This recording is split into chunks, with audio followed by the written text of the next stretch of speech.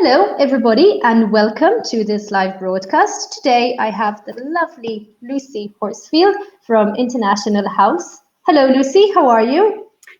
I'm great. It's lovely to see you. Thank you for having me.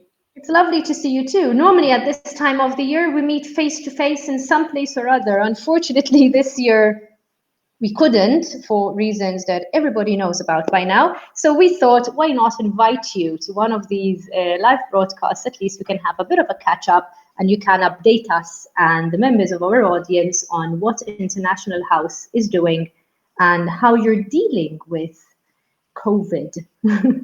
Yeah. How's the situation for International House? Well, I mean, as for everybody, it has been a challenging time, hasn't it? It really has. And I don't think any of us could imagine we would have found ourselves in this situation. Yeah. Like you say, we would normally have been catching up our annual directors conference in May. We have lots of events at this time of year. We're traveling a lot. It's a really busy time for our schools normally, to study abroad schools for the Easter period and then summer enrolment. So it's just devastating for them in terms of the impact on their business. But I think, thank goodness for technology, because we are all still communicating and we're still teaching, thank goodness, and we're still, providing language courses. So we are still managing to do what we need to do, just in very altered circumstances. That's nice. And how are the schools doing? I mean, we do have occasional catch-ups from time to time, especially with the IH schools who are also our clients. But in general, I know you have study abroad and you also have a number of schools who teach locals. What's the difference in the situations for the two scenarios? I think that's very pertinent. Actually, it's two quite different scenarios, because obviously the community schools, they had their local students that they had been teaching face to face, and people that live nearby. So for them, they hopefully were able to make most of the students transition to online classes, and they were people that would be with them, for an academic year. Obviously, it was a massive undertaking. But the schools have managed to do an amazing job of getting lots of those students to continue to study with them, and keep with the same teacher and continue the classes. For the study abroad schools, obviously they would be expecting really big numbers of students to travel to them, and so they maintained the classes for the students they had that were already with them in country. But what they didn't have were the new students coming over, which is just so difficult. So they have also been doing an amazing job of teaching the students online and enrolling some new students into online classes. But for the summer, it's just been very, very difficult for them to make a plan, as to what was happening with junior courses, etc. Mm-hmm. So they've been extremely proactive and resilient, but it's been a really tough time.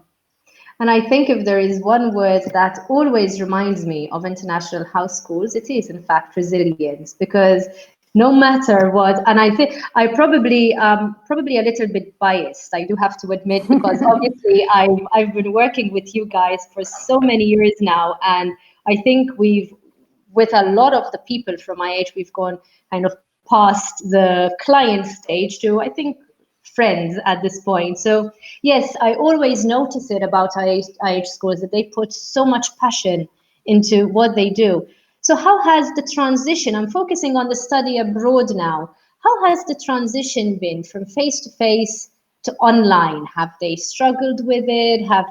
What was it like? And what was your role as IH World in all of this? Well, in the beginning, I think it was really clear that what we could do centrally was provide some really good training on how to teach online. A lot of our schools had actually already started to do some online courses. It just wasn't their main product. So once we realized what was happening, there was a very, very nice sort of cascade effect in that in one country it would happen. And so they would get their students online, sometimes over a weekend. And then the other IH schools were watching that happen and learning from that experience. I mean, Italy, a lot of our schools have referenced Italy, because our schools in Italy literally got their students and their courses online within a weekend. My God. So International House did a huge amount of Zoom training. And again, that was organised in a kind of cascade way. So a representative from each IH school, a senior teacher or an academic manager, they attended a intensive Zoom training session with Sean Wilden, our teacher training coordinator. And then they trained their teachers. So that was a really effective way. I think we trained about 70 or 80 schools within the space of a week. We managed to do that. That was back in March. That seems like a lifetime ago now, but at the time, that was a real achievement, and it was impressive how quickly then the schools did get on. I think they have really good teachers. I mean, that's something that IH, we've always been about teacher training, having qualified teachers, teachers that have CELTA or an equivalent. And I think it was easier. I mean, I'm not saying it's easy, but it's not as difficult maybe then for teachers to make a transition when they have those communication skills, when they have good classroom management skills, and then they have the Zoom training. I think they were able to be effective in an online classroom very quickly. Exactly. And also, I think when you involve teachers so much in this way, it also adds to their level of engagement. And obviously, then when they are engaged, they are going to try even harder to make something work. And I think that's, because yes, we hear a lot about schools going online, and in our industry, everybody who wasn't online is now online. So it's good to hear that there have been perhaps processes in place even before all of this happened to make the transition that little bit more smoother, because all of us have had to deal with a lot, schools in particular.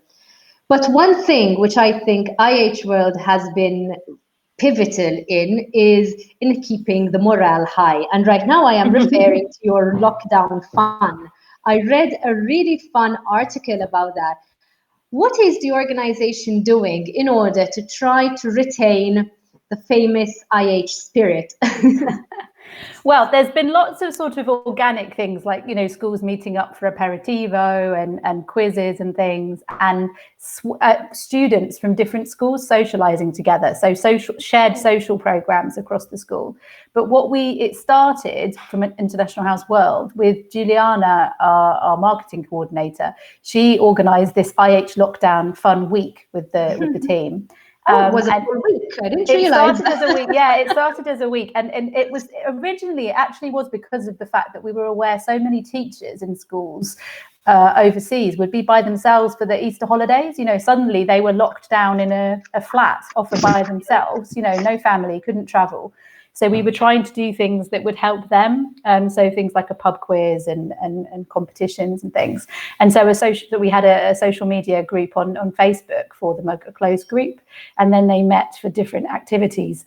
So that was the kind of coordinated aspect of it. But you're right. I mean, IH is a really big community. And I think that's never been more apparent, because everything that's happened in the past couple of months, there's been so much sharing and engagement on our forums and with our groups. We have, groups for teacher, groups for directors of studies, groups for directors, group for marketing people. So there's a lot of engagement. And I should mention, I've talked about the teachers, but the academic managers as well played a huge role. We have a coordinator for our academic managers, Lucy Horsefield, and she created a Google group, and they were just sharing from the very beginning, things very simply, really useful things like instructions for Zoom, scheduling, how to assess students. All of this content was just shared across all of the schools. So that's something that an independent school working alone wouldn't have had access to. They'd have had to, I lost you there really for a moment, Lucy. Can you repeat? Can you repeat the last?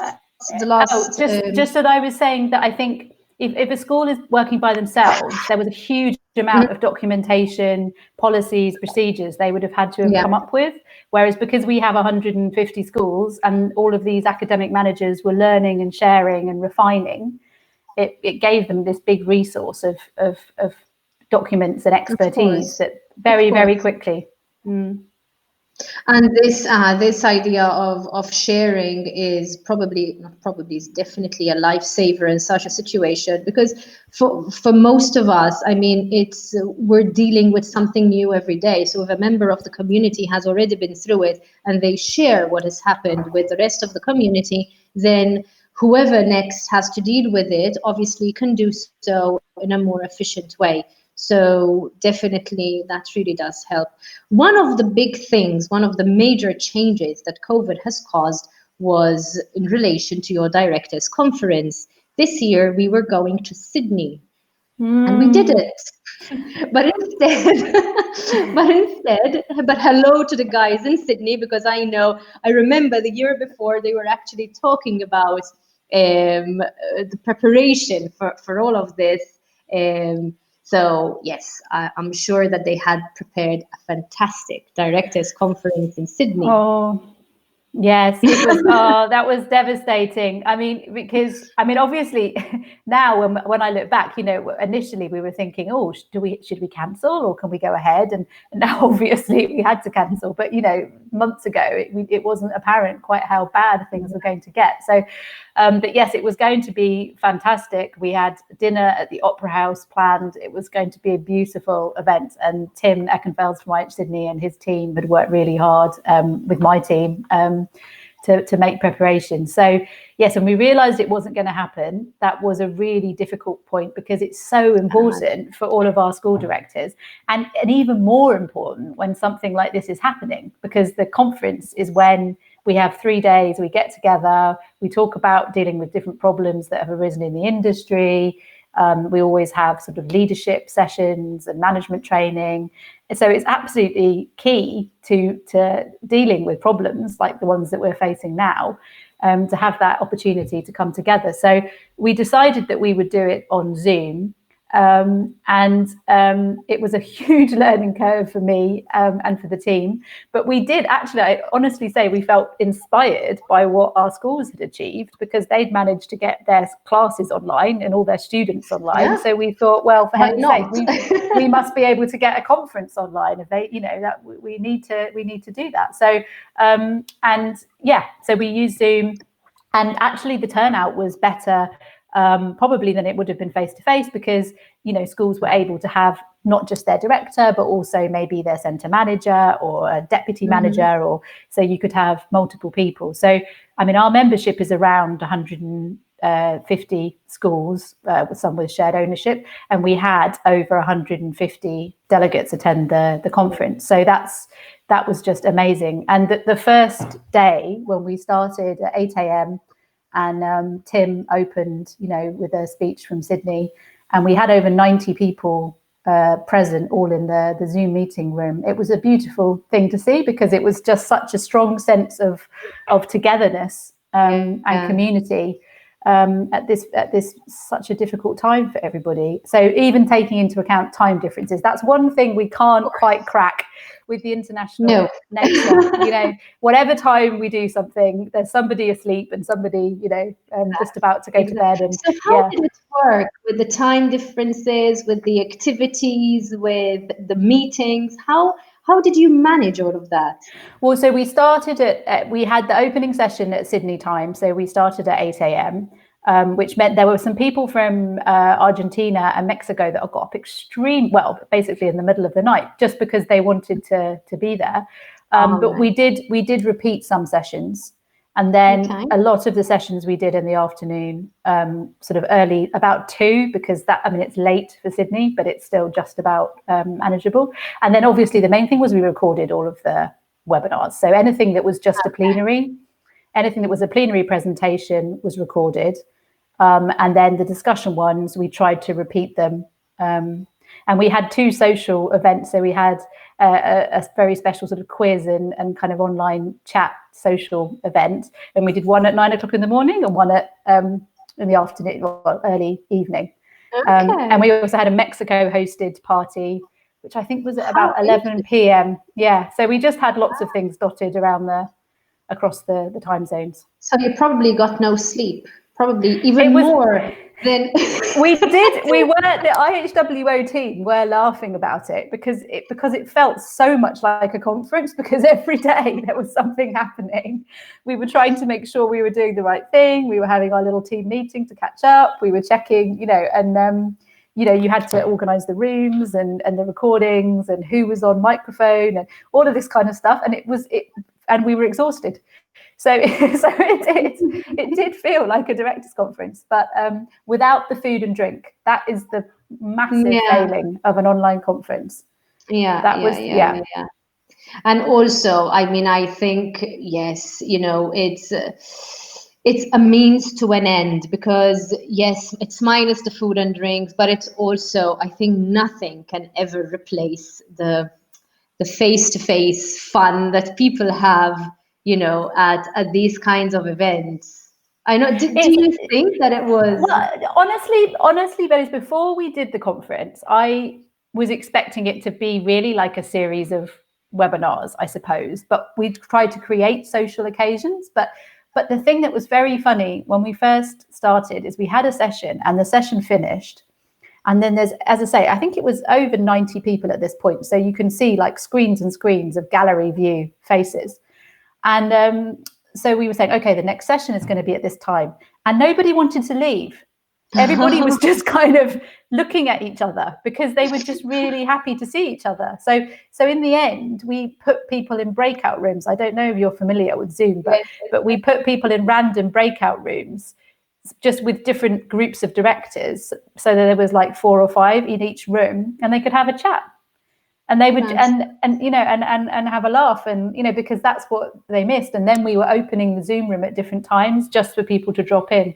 I mean, we had some real crying with laughter moments during the social activities, because people would I was actually amazed by how much emotion and sort of how connected you can feel online. I knew that it was possible with smaller groups, but I wasn't sure if we would have that same sensation with bigger groups. With such a large group. But it's a lesson for online learning, isn't it? It's the same principle. I think definitely. That's it. Definitely. And it's always nice to take the lessons away with you. And I mean, this is a case in point where you kind of exceeded expectations. So it's always fun to do that. And now you have the Study Abroad conference to look forward to. That's coming up next week, 3rd and 4th of June. Yes, I've done my homework. Yes, tell me about that. Yeah, so I think, in part inspired by the success of the Directors Conference, and also we've had lots of webinars since then, because we've been doing them every week. We've had a teachers conference last week as well, which we had over 2,000 registrations for. So I think we started to feel, okay, we really got to do this with our agents now, because that communication and chance to meet face to face is desperately missing at this time, when again it's really important. So we are using a platform called Remo, and it's going to be the layout is very different to Zoom. It's much more like a sort of online version of being in a room. A big room. There's tables, and you can move from table to table within this virtual space. So it's quite exciting, and the way that it's laid out feels more like a workshop than being on Zoom, or than being I don't know, on some other kind of messaging system or what have you. It feels like you're in a workshop. You enter the space, and then you can move within that space and move from one table to the next. And we're very grateful to Study Travel Network, because we're using Meeting Manager to schedule the meetings. Through there as well. How fantastic. And so, Lucy, if there are any agents watching us who are interested in perhaps attending the Study Abroad online workshop, is it still possible for them to do so? And if so, who should they contact? We have a few places left. The best, if you want to put in the chat or the email address, is probably just to put in the info@ihworld.com address. Okay. And that will be picked up by Juliana or Marta, who are organising it. We do have a few places. I mean, if there are agents that are really keen to join us, obviously we would love to hear from them. Very good. And I think it should be good. I've dropped in the email address over there, so any agents who are interested in meeting up, even if it's virtual, but you've just heard about what kind of fun these guys are capable of organizing. So if any agents are interested in attending the IH Study Abroad online workshop version 2020, all they have to do is send you can either drop us a line over here and we will pass you on to the IH team.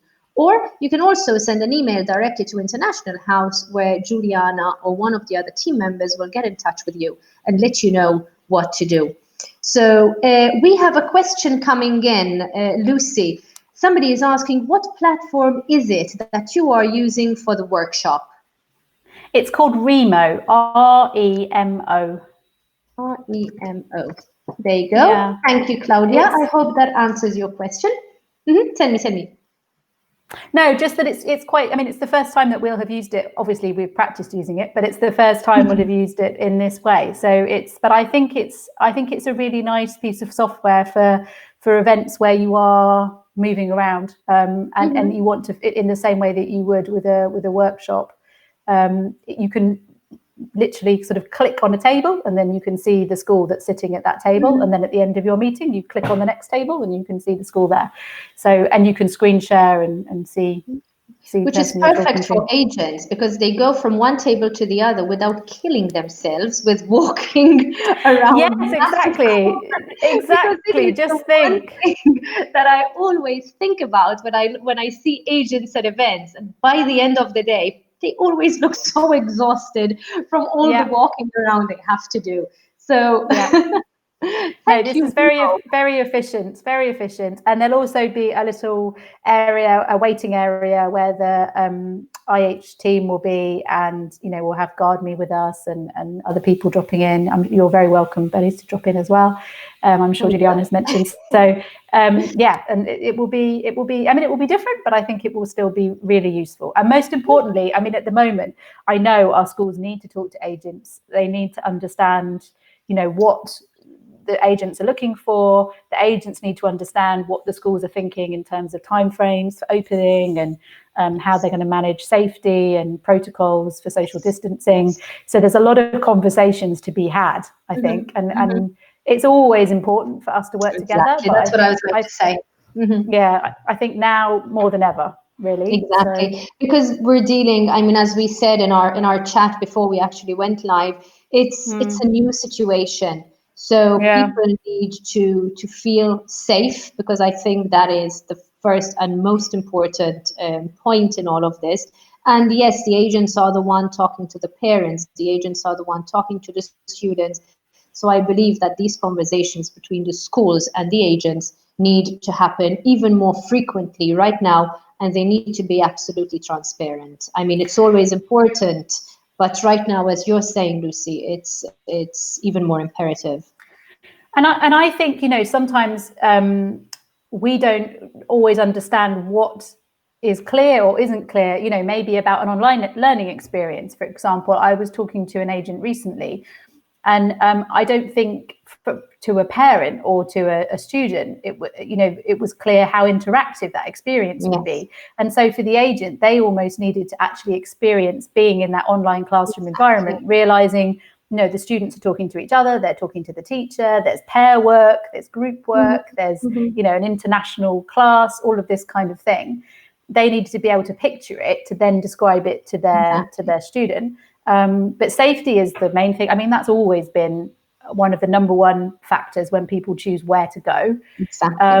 And now more than ever, that's going to be something. And agents are doing an amazing job in terms of trying to disseminate all of that information into a simple response for a parent or a student. Exactly. No, but this is extremely important because just like when things were normal, I mean, I hate to use the word normal because it would mean that things right now are not, and maybe we're moving into a new kind of normal.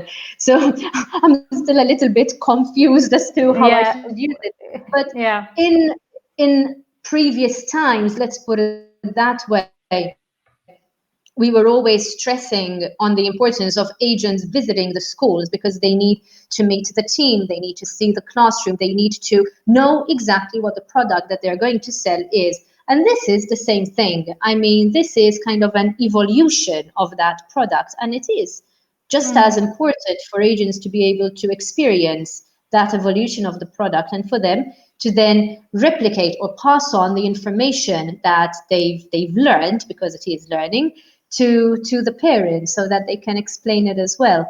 So thank you for organizing these kinds of online events and for involving the agents as well, because they are very much a part of all of this too. So to of start course. concluding, Lucy, moving forward, let's think of better times. I know I've just kind of burst the bubble by saying that maybe this is a new kind of normal. I hope I hadn't now. But moving forward, what do you see for IH schools moving post the COVID era, so to speak? Well, the thing that's very complicated, as you know, and as everybody knows, is that different things are happening in different countries at different times, and travel is different in different places, and then even regulations. In one location, there's a 2-meter distancing rule for in a classroom potentially, and in another country it could be 1 meter or 1.5 meters, and so every school is going to have to make decisions about what they can achieve in their particular building within the regulations of that country. So we're all definitely moving towards opening to having students face to face, but the timeframes for that will be different according to the location of the school and the regulations of that country. I think what is really apparent to me is that our schools are going to have a very rich range of learning options for students going forward, because obviously they want to, as soon as possible, have that in-country experience and for people to be able to travel to them. But in the meantime, they're delivering courses which bring a taste of a particular location through their social program, through what they're doing in the classroom. It's still a multicultural experience. They have students from different countries. And so we're probably going to be looking in the next 6 months at a sort of a gradual shift where you've got some students online and some face-to-face. You've got some people doing a certain number of hours in school and a certain number of hours remotely. And then long-term, hopefully, students that are able, once you can travel freely, students still possibly choosing to do some study online before they arrive in country and then continuing their studies after they've finished online. So I think there's going to be much more. I mean, it's all about personalization, isn't it, as well? I think schools will be ready to adapt to different student needs and different scenarios, because they will have this wealth of products that they've developed. So what's come from a crisis hopefully will become very positive and useful. But undoubtedly, I think the next few months are going to be about thinking about safety protocols. I mean, we do online inspections already. We had an online inspection last week. And what does that consist of, if you don't mind me asking? Very, very similar to what we would do in a face-to-face, because obviously we can observe the lessons. So the inspector can go into the Zoom classroom and observe the teacher in the same way that the academic manager can monitor the quality of the classes. Okay. We can talk to the students. We can look at all of the documentation, because all of that's online, so all the enrollment material, we can see the resources. We can interview the teachers, we could interview the director, so I mean, it really is as thorough as what we would do face to face. So that's going to be something important. We've got a framework for online course delivery, which our schools are working from. They can sort of self-assess, and then that will then be also what's referenced during the inspections. obviously continuing to train, and I think kind of moving from that sort of emergency provision to something more sophisticated, refining. I mean, this is an amazing opportunity to get feedback from students about what they like online, what they don't like. Yeah. So it's a period of innovation. Exactly, and especially if the schools are planning to continue offering blended learning methods once all of this is over, because I mean they've done a lot of training, they've invested a lot in all of this, so it will be a pity to just let it go completely once all of this is over. So as you said, exactly, this is it's a way to kind of have more opportunities. Yeah, we're all going to be working differently, living differently a little bit, I think, aren't we, for the foreseeable future? And I think we can learn differently, but that's not, I mean, I know that all of our schools are absolutely, they cannot wait for the day that they can welcome students back into the class. That's there, and into their cities, and and to show them the beautiful sights of their location. So that's still obviously a priority. Exactly. But I think online will now also be a really useful part of that. Exactly. Very well, Lucy, from our side, our 30 minutes have flown by. It has been really nice catching up with you. It's always fun to kind of catch up with what International House is up to. And it's always nice to see that even through, these difficult times, your network, your schools are still a very closely knit organization, because that is the beauty of International House. So I thank you very much for being with us today. I hope that the people watching us have managed to kind of capture some of the things that we were talking about. And I repeat, if there are any agents who are interested in joining the IH Study Abroad conference, online conference, important, that will take place next week, please send an email to Juliana on info@ihworld.com, or send us a message over here and we will put you in touch with the IH team. Thank you very much for being here, Lucy. I still hope and keep my fingers crossed to be able to see you face to face somewhere around the world later on this year. Absolutely, I hope so, most definitely. But in the meantime, it's been so lovely to talk to you.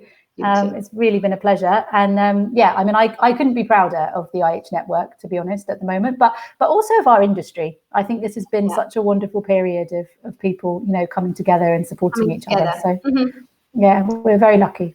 That's true. We are indeed. Thank you, Lucy. And I hope to catch up with you and your team very soon. Thank you very much. Take care. Thank you, Maze. Bye.